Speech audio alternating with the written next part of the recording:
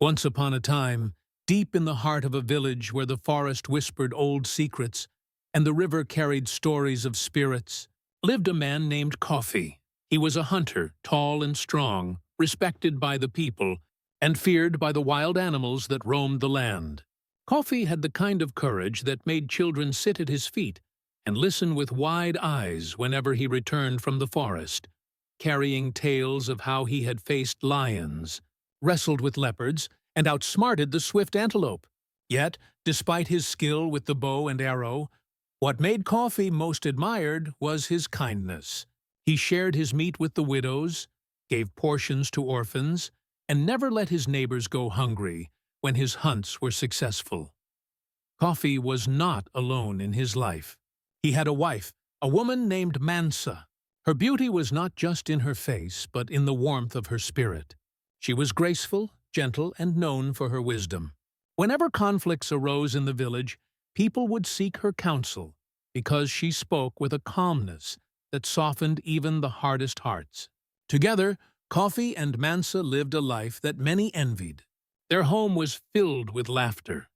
Their days were marked by peace, and their love was a flame that warmed not just them, but all who knew them. But as the old ones say, when the flame burns too brightly, there will always be a wind that seeks to blow it out. And so, into their peaceful world walked a stranger, one whose presence carried the weight of shadows, though at first no one could see it. Her name was Mercy. Now, my dear listener, I must warn you, this story is not one of simple joys or easy victories. This is a tale of deception, greed, and the dangerous masks that evil can wear. But if you stay with me till the end, you will see how light can always overcome darkness, even when that darkness seems endless. So, sit tight. Don't let your mind wander, because the twists in this tale will leave you gasping. And before we go any further, let me remind you, make sure to subscribe to this channel and leave a comment at the end, because your thoughts, your voice, are part of what keeps these stories alive. Mercy came into the village one quiet morning. She was beautiful, so beautiful that the men forgot their wives for a moment, and the women, though they whispered in hushed tones, could not deny the power of her presence. Her skin glowed like polished bronze under the sun, her eyes sparkled with a strange fire, and her voice, her voice was like music, soft and sweet, yet carrying something sharp that pricked the soul. She told the villagers that she was passing through, looking for shelter, seeking a place where she could rest her tired body. But little did they know, Mercy was no ordinary woman. Behind that dazzling smile and that soft voice was a being older than the hills, darker than the shadows that creep at night. Mercy was a snake demon, a creature that could shift her form, shedding her human skin when the moon was high and revealing her true nature, scales, fangs, and a hunger that no amount of food or riches could ever satisfy. And yet, to the eyes of the villagers, she was only a helpless traveler. It was Coffee who first took notice of her. He was returning from the forest with fresh meat when he saw her sitting near the river, her head bent, her hair falling across her face. She looked fragile, lonely, and Coffee's kind heart was stirred. He approached her, asked her where she came from, and offered her food. Mercy looked up at him with those eyes that could charm even the strongest man. And from that moment, the trap began to close. Mansa, ever the wise one, felt uneasy about Mercy. She sensed something strange, something not quite right, though she could not explain it. She welcomed Mercy politely, as custom demanded, but in her heart she carried a warning. She told Coffee, "My husband, this woman, she is not what she seems. Be careful. The eyes may see beauty, but the spirit can sense danger." But Coffee, blinded by Mercy's charm, brushed aside his wife's concerns. "Mansa, you worry too much. She is just a traveler. She needs our help. Have we not always given to strangers?" And so, Mercy found her way into their home. It started small. She helped around the house, fetched water, cooked meals, and spoke in ways that made her seem humble. But behind closed doors, when the night was thick and the world was silent, she shed her skin. The villagers did not see. Coffee did not see. Only the spirits of the land whispered about what she truly was. Mercy's eyes were not set on peace or friendship. No, her heart was black with ambition. She craved power, wealth, and control. She saw in Coffee not just a kind man, but a ladder she could climb. And so she began to weave her web around him. She whispered sweet words in his ear, sowing seeds of discontent. She made him believe that Mansa was holding him back, that he deserved more than the simple life of a hunter. Slowly, Kofi began to change. He hunted not for the joy of the chase or the good of the village, but for the riches that Mercy promised he could gain. He started keeping the best of his kills for himself, selling them in secret, hiding the coins where Mansa could not find them. The man who had once shared freely now grew selfish, and the villagers began to whisper. Mansa saw the change and tried to bring her husband back. She spoke with love, reminded him of who he was, begged him not to listen to the strange woman's poison. But Mercy, oh, she was clever. She twisted Coffee's mind against his wife, making him see Mansa's wisdom as nagging, her concern as jealousy. And then the tragedy struck. Mercy's true nature demanded sacrifice. Her power could not grow without death, and so she set her eyes on Mansa.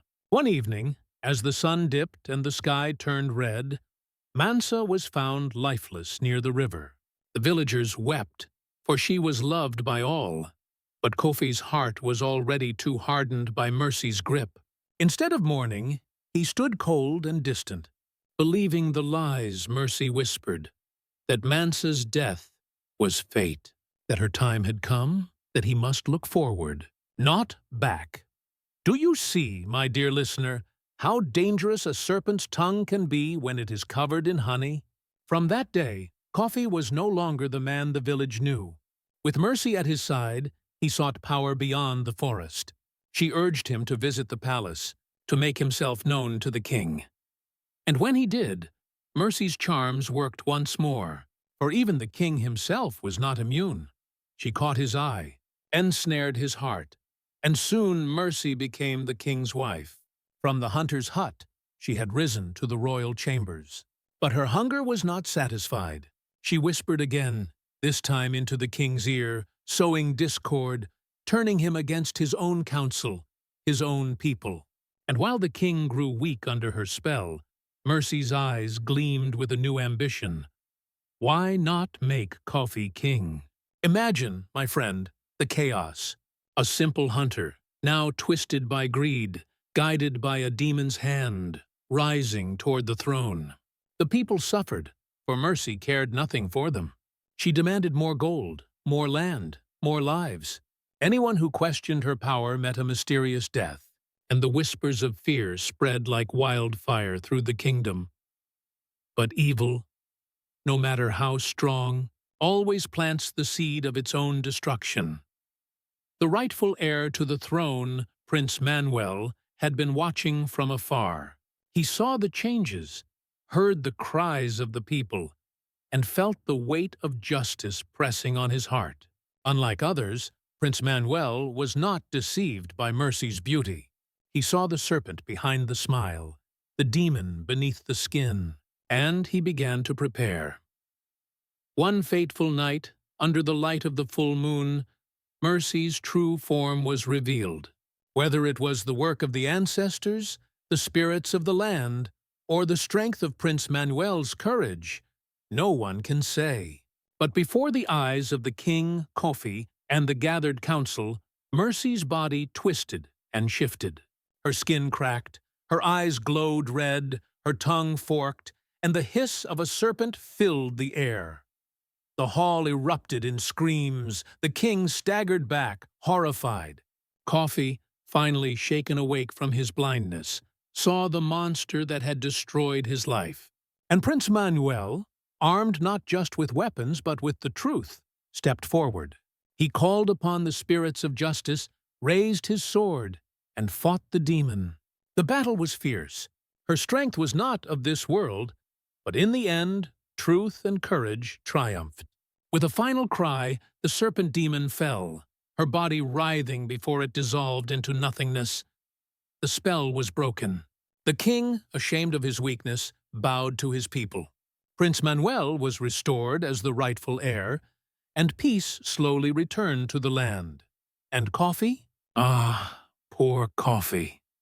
He lived the rest of his days as a shadow of himself, haunted by the choices he had made, by the love he had lost, and by the foolishness that let a demon crawl into his heart. He wandered the forest, never again the man he once was, his name a warning to all who would listen. So, my dear friend, remember this story. Remember that not all that glitters is gold. Not every smile is pure. And sometimes the most beautiful face can hide the darkest spirit. Trust your heart. Trust your wisdom. And when the elders say, beware, listen, for they speak with the voices of the ancestors. And if this tale has touched you, if it has stirred your thoughts or opened your eyes, do me a favor. Subscribe to this channel, leave a comment below, and share this story with others. Because stories like these are not just entertainment.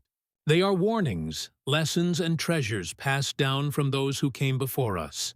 And by keeping them alive, we keep their wisdom alive too. Now tell me, what would you have done if you were in Kofi's place? Would you have seen through Mercy's beauty? Or would you too have fallen into her trap?